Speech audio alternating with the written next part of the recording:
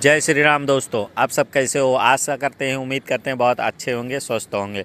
दोस्तों, आज के डिबेट वीडियो में समाजवादी पार्टी के प्रवक्ता अनुराग भदौरिया को बीजेपी के प्रवक्ता शहजाद पूनावाला और साथ ही में वरिष्ठ पत्रकार हर्षवर्धन त्रिपाठी जी और पत्रकार रूबिका लियाकत ने ज़बरदस्त तर्कों से धोया है। तो आपसे अनुरोध है, आप पूरा वीडियो देखिए, वीडियो को शेयर करिए, लाइक करिए, कमेंट में अपनी राय दें और चैनल को सब्सक्राइब करके बेल आइकन को प्रेस कर लें ताकि आपके लिए अच्छी डिबेट वीडियो ऐसे ही डेली लाते रहें। चलिए वीडियो को देख लेते हैं। जय श्री राम। सुनिए, राजनीति एक समुद्र की तरह है। उसके खेल में कोई गोता लगाता है, कोई तैर जाता है, लेकिन लहरें बदलती रहती हैं। लहरें बदलती रहती हैं। नहीं, लहरें बदलती रहती हैं।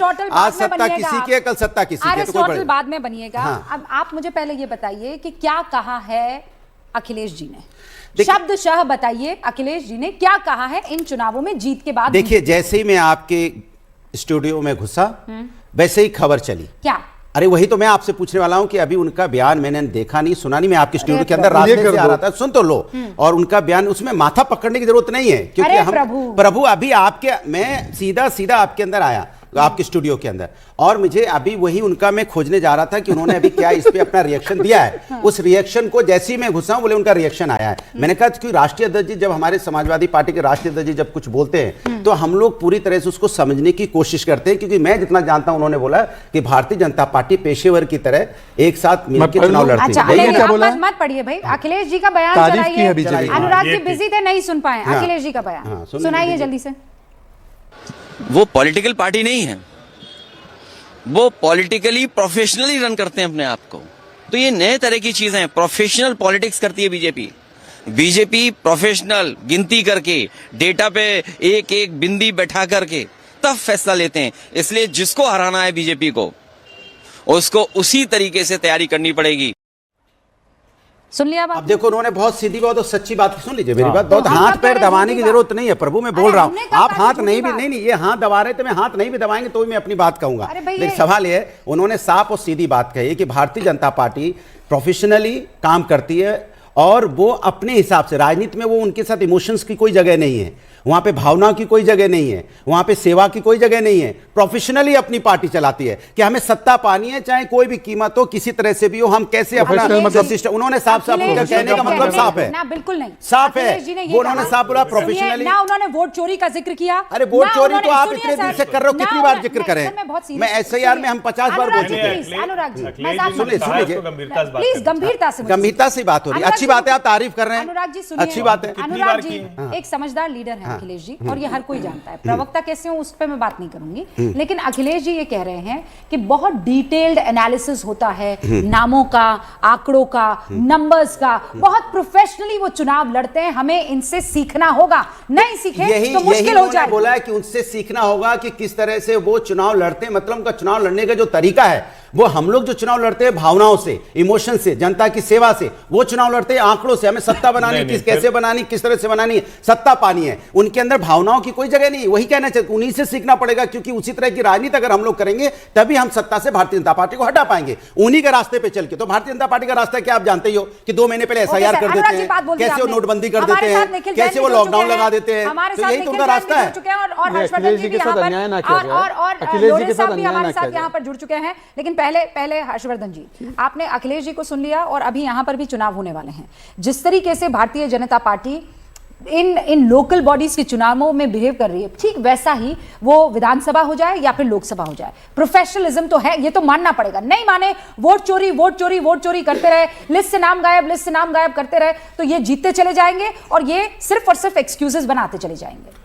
देखिए रूबिका जी, सबसे पहले तो ये कि आज मैं दोबारा कहूँ, इसके पहले जब SIR का फॉर्म भर रहे थे ना अखिलेश जी, तभी मैंने कहा था कि ये काम राहुल गांधी को भी करना चाहिए। ठीक है, राजनीतिक तौर पर अखिलेश यादव चाहे जो कहते रहें, लेकिन उनको भी पता है कि SIR एक बहुत अच्छी प्रक्रिया है और उसमें सबको शामिल होना पड़ेगा। अखिलेश यादव ने वो वीडियो डाला था। आज जो उन्होंने कहा, ये बात और गंभीरता से सुननी चाहिए। वो कह रहे हैं कि भारतीय जनता पार्टी एक प्रोफेशनल पार्टी की तरह काम करती है, पॉलिटिकल प्रोफेशनल पार्टी। प्रोफेशनल किसको कहा जाता है? कोई जो अच्छा काम कर रहा होता है उसको कहते हैं बड़ा प्रोफेशनल तरीके से करता है, और जो सब गड़बड़ कर देता है कहता है अनप्रोफेशनल आदमी, यार इसके साथ ना कारोबार कर सकते हैं, ना नौकरी कर सकते हैं, ना काम धंधा कर सकते हैं। तो प्रोफेशनल अनप्रोफेशनल का फर्क ये होता है। नंबर 1। दूसरा, उन्होंने क्या कहा, डेटा पर काम करती है। जहां उसको जिस तरह की रणनीति बनानी होती है वो करती है। तो भाई ये तो बड़ी स्वाभाविक सी बात है। आप अगर आज के समय में आंकड़ों पर काम नहीं करेंगे, आज के समय में आपको पता नहीं होगा, जेंजी चिल्ला रहे हो और आपको पता ही नहीं है कि 18 से ऊपर वाला कितना नौजवान आपके क्षेत्र में, उसकी एस्पिरेशंस क्या है, तो मुझे लगता है वो मुश्किल हो गया। और अगर बीजेपी इतना मैपिंग कर लेती है, इट मींस कि वो बहुत गंभीरता से लोकतंत्र के इस सबसे बड़े पर्व यानी चुनाव को लेती है। दूसरी पार्टियां क्यों नहीं लेंगी? उनको भी लेना चाहिए। ओके, अनीश गढ़वे जी भी हमारे साथ जुड़ चुके हैं, शिवसेना यूबीटी से ताल्लुक रखते हैं, राष्ट्रीय प्रवक्ता हैं। अनीश गढ़वे जी, सबसे बुरा दौर मुझे इस वक्त, दो भाई साथ आ गए, मराठा वोटर्स, मराठी अस्मिता, बाला साहेब ठाकरे का सपना, 25 साल से जिस सत्ता पर आप काबिज थे वो एकदम ऐसे मक्खन की तरह फिसल कर चला गया दो साथियों के पास जिनका नाम देवेंद्र फडणवीस और एकनाथ शिंदे है। देखिए, आप इस चुनाव को किस तरह से लेते हैं हमें नहीं पता, लेकिन आज हमें जो आंकड़े हमें जो जीत मिली है, हम इसको अभी भी हार नहीं कहेंगे। देखिए, 70 का आंकड़ा आप जो देख रहे हो, ऊपर से मनसे के एमएनएस के 10 सीटें हैं, कम से कम 80 के ऊपर से 15 कांग्रेस पार्टी के हैं, और जो अपक्ष चुन के आए हैं उनमें भी 3 से 4 पुरस्कृत उम्मीदवार हैं। आप बीच में बात ना करें, जो भी बीच में बात कर रहा है उनसे बात करिए। और शहजाद जी, आपकी आदत बहुत अच्छी है। अरे भाई, हार में तो विनम्र हो जाओ। अपनी आदत अपने पास रखिए शहजाद जी। हार में तो विनम्र हो जाओ। रखिए, हार में तो विनम्र होते हैं। जरूरत नहीं है। अरे शहजाद भाई, आपसे विनम्रता सीखने की जरूरत नहीं है। हम शिवसेना वाले हैं, हमें पता है कैसे आपकी यही दुर्दशा इसीलिए हुई है। अरे छोड़िए, अरे छोड़िए, आप इन सब में मत आइए। राहुल से भी ज्यादा दिल्ली में है। अरे छोड़िए, कांग्रेस का आंकड़ा कैसे जुड़ गया? कांग्रेस के खिलाफ लड़े आप। कोई तर्क होना चाहिए, लॉजिक होना चाहिए ना बात में। के खिलाफ मतलब कोई भी बात आके कर देंगे। लड़ने वाले, अरे एमआईएम के खिलाफ लड़ने वाले। और सुनिए, आप बोलते हैं कि भाई एक तरफ तो कि भाई वोट चोरी हो गया, दूसरी तरफ बोले हम जीत रहे हैं। मैं किसकी बात मानूं हर्षवर्धन जी? ये सुबह सुबह दांत घसे बिना ये आ गए संजय राउत, वोट चोरी हो गया। राहुल गांधी जी ने भी आज ट्वीट डाल दिया, बिना टूथपेस्ट डाले अपने मुंह में, और फिर बोलते कि हम जीत गए। किसकी बात मानना है रूबिका जी? आप जरा शांत रहिए। अरे कमला भाई, आप जरा शांत रहिए। पूनावाला जी, थोड़ा शांत रहिए। अनीश भाई, ये क्या बात हुई? ये पर्सनल अटैक कैसे कर सकते हैं? वो उनके पास बचा ही कुछ नहीं है। आप कीजिए मुझ पे पर्सनल अटैक, पर आपके पास कुछ नहीं है बचा। आप जब मॉर्निंग के ब्रश की जो अगर बात निकालेंगे ना, मॉर्निंग के ब्रश की, तो ये पर्सनल अटैक ही है। अरे भाई, अच्छा चलिए, ब्रश करके उन्होंने रहने वाले दूसरों पे पत्थर नहीं फेंका करते। पूनावाला जी, मेरा मुद्दा मुझे कंप्लीट करने दीजिए। आपकी आदत बहुत अच्छी है, मुझे अच्छे से पता है। लेकिन यहाँ पर आप पर्सनल अटैक नहीं करेंगे। I am very very serious about this. मैं आपको पर्सनली भी जानती हूँ, आप इस तरीके की भाषा का इस्तेमाल नहीं करेंगे, ठीक है? मैं बहुत शायद नहीं पता रूबिका जी। मैं बहुत क्लियर हूं। मैं बहुत clear. I am also very clear. बहुत क्लियर हूं। आप कड़वी से कड़वी बात कर सकते हैं, मैं आपको नहीं रोकूंगी, नहीं टोकूंगी, लेकिन मर्यादा को आप क्रॉस नहीं करेंगे। ये एक सीधा उसूल है गूंज का।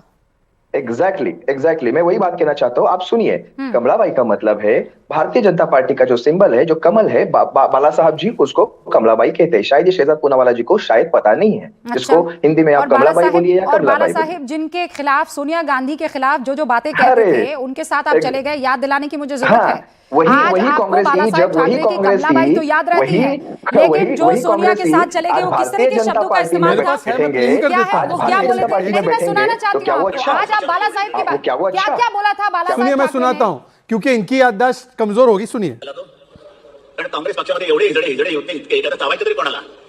कांग्रेस पक्ष जिसको आपने कहा कि उसमें इतने हिजड़े हैं, अब बोल रहे वो 10 आपके साथ होंगे, तो हमें कमलाबाई बोल दीजिए। कमल का मखौल उड़ाइए, विष्णु जी के कमल का मखौल उड़ाइए, लक्ष्मी जी के कमल का मखौल उड़ाइए। ये आपकी संस्कृति। आप तो सोनिया सेना वैसे बन गए। पर देखिए, अखिलेश जी ने आज बहुत महत्वपूर्ण बात की है।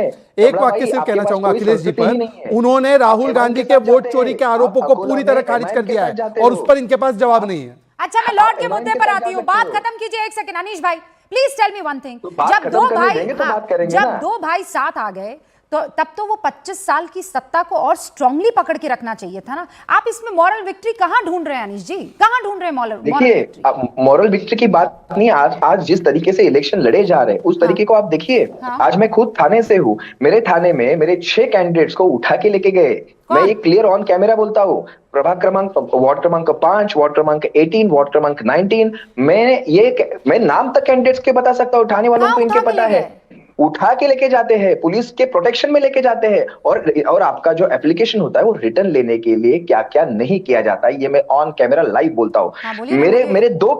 मेरे दो कैंडिडेट के एप्लीकेशन रिजेक्ट किस लिए किए जाते हैं? वार्ड क्रमांक 5 दिनेश जाबर आदिवासी कैंडिडेट था, उसका रात पे 5 बजे एप्लीकेशन रिजेक्ट किया जाता है ये कह के कि आपका एफिडेविट गलत है, जबकि सही एफिडेविट उनके सामने उनके टेबल पे कब से पड़ा हुआ है। कोर्ट जबकि गई? आपको पूछो, रिटर्निंग- कोर्ट गए? ओ सुनिए, ओ कोर्ट गए क्या? जी आप सुनिए, कोर्ट गए सुनिए, क्या? सुनिए। पहले सुनने तो की देखो हैसियत ऐसा तो आप है, में आपका नहीं। नाम जो भी सुनने है की हैसियत तो थोड़ा आप में मर्यादा नहीं। में रहकर बात कीजिए। मैं- आपके संजय राउत को भी उनकी हैसियत दिखा दी है, उद्धव ठाकरे जी भी कहाँ खड़े वो देख लिया। हम उम्मीद करते हैं आप पूरा वीडियो देखे होंगे और आपको ये डिबेट वीडियो बहुत ही पसंद आया होगा। तो चैनल को अभी तक सब्सक्राइब नहीं किया तो चैनल को सब्सक्राइब कर ले, बेल आइकन को प्रेस कर लें। और आपको कैसा लगा वीडियो आप अपनी राय कमेंट बॉक्स में ज़रूर दें। ऐसा ही डिबेट वीडियो देखने के लिए अपना प्यार आशीर्वाद देते रहिए। आपके लिए ऐसे ही डेली हम लाते रहें वीडियो। चलिए, जय श्री राम।